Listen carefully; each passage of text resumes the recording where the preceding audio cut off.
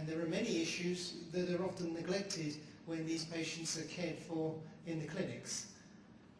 The diagnosis is often delayed, so we recognise that by the time patients come to us, they've often been knocked around from pillar to post. They've often gone to doctors who've dismissed their symptoms.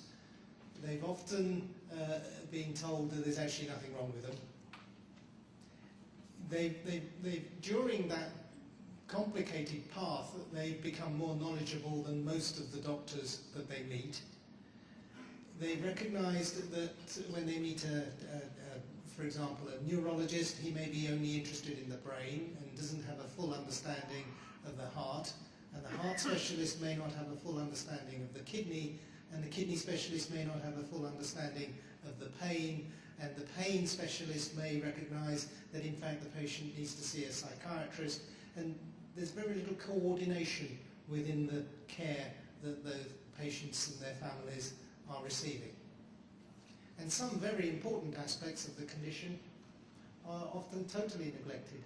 For example, we did a survey in the United Kingdom where we have about 350 patients distributed across the various centres. We found that about 40% of them suffer from a significant element of depression. And not surprisingly, pain, for example, worsens the depression, and failure to identify the cause of the pain and failure to relieve the pain then can exacerbate the depression, leading to a cycle. Depression is often part of a cycle, and breaking that cycle is an extremely important thing to do. I was very touched by the story we heard of the important family dynamics that will be existing in a Fabry family. And I'm sure that denial of symptoms is something that we see very frequently amongst our patients that we assess, and the patients and the cohorts of patients. And different branches of the family often fall out, refusing to speak with one another. And some of that denial may arise from a fear of the implications of symptoms. So some symptoms will be denied because of a very significant concern about what that particular symptom might mean. And behind some of this is guilt. Again, our Norwegian colleagues were very, very disarmingly and bravely honest in admitting to many of these issues. Yes, I'm sure that guilt is a part of the complex family dynamics. And in the UK, I've heard many patients talk about guilt, not just the guilt of passing on a gene, but the guilt of imposing on carers, and also, of course, the guilt that many patients feel that they are imposing on society by requiring society, or even requesting society, to fund an expensive treatment. So we need to take this aspect very much into account when we're dealing with patients. The patient comes from a pedigree. He's not an individual, he's part of a family, and they will all have an experience of the condition. And that experience may go back over a period of time, so that there will have been a suspicion of Fabry disease within that family, a suspicion that may have been lingering over a period of years, but there may have been quite some months, possibly years, before the diagnosis was made. And the diagnosis might have been made by a primary care physician, but then the patient will have been referred to a referral centre. And of course, I was this morning lauding the referral centres in the UK, and we've heard a lot about tertiary centres in Canada. Yes, we're proud of what we do. We try to do the best. But of course our job is a lot easier than the job of the primary care physician, because we're supported by teams. But as we do our jobs of making the diagnosis and administering the treatment, we have to recognise that nevertheless we're dealing not just with one individual, but we're dealing with a family, and it's a long-term illness. So the specialist centre and the patient's journey to that specialist centre, we have to try and make this as easy as possible. We have to make it as useful as possible, because when you come to the specialist centre, it's much more useful if you can see your heart specialist, nerve specialist, eye specialist, ear specialist, all under one roof, all within 1 or 2 days, rather than having to spend your whole life coming for specialist care.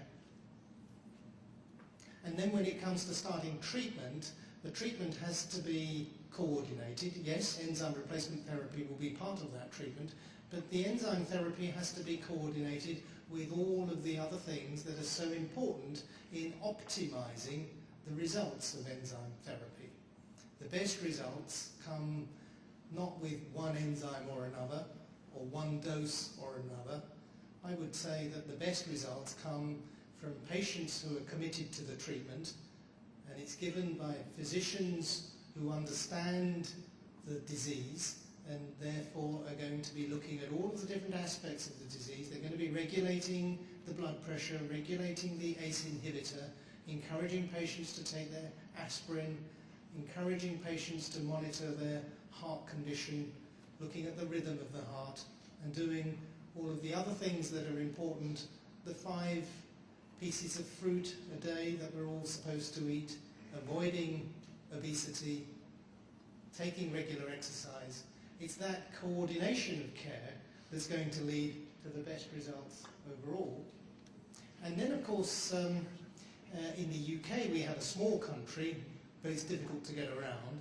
Here you have a large country. It's really essential that the treatment be delivered within a home-based environment rather than being delivered within a large hospital setup.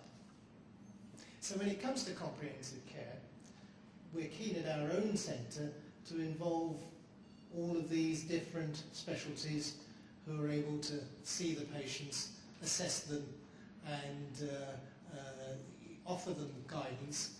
And we try to do that within a 2-day period that the patients spend within the hospital setting. So they don't actually stay in the hospital, they stay in a local hotel.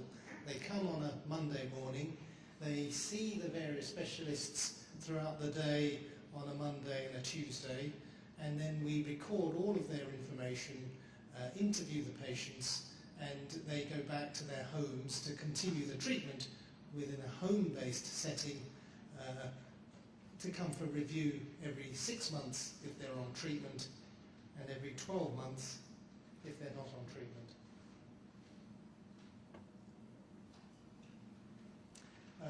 As I say, the treatment is in the UK largely administered within the home. Those are some of the advantages of home therapy that the patients have emphasised to us, that it's more convenient, less travelling, and it saves clinic resources. But I think that there's one very important aspect that really warrants emphasis. Home treatment might be administered by a nurse, but often it's administered by the patient themselves, or it's administered by the patient's partner, or it may be administered by a parent. And it's a real way in which individuals can engage with the treatment and recognise the importance of the treatment. And that sort of empowerment, that sort of self-empowerment, I think must be an important way of combating fatigue and combating the depression that so many patients with Fabry disease complain about. This was a survey that we did in our centre where we asked patients, we asked them why they preferred home treatment rather than hospital treatment. And we asked our Gaucher patients as well as our Fabry patients. And it's a survey done by Alan Milligan, one of our nurses. And the patients were able to tell us very eloquently of all of the various important reasons why home treatment was better for them. So that's our comprehensive care team at the Royal Free Hospital.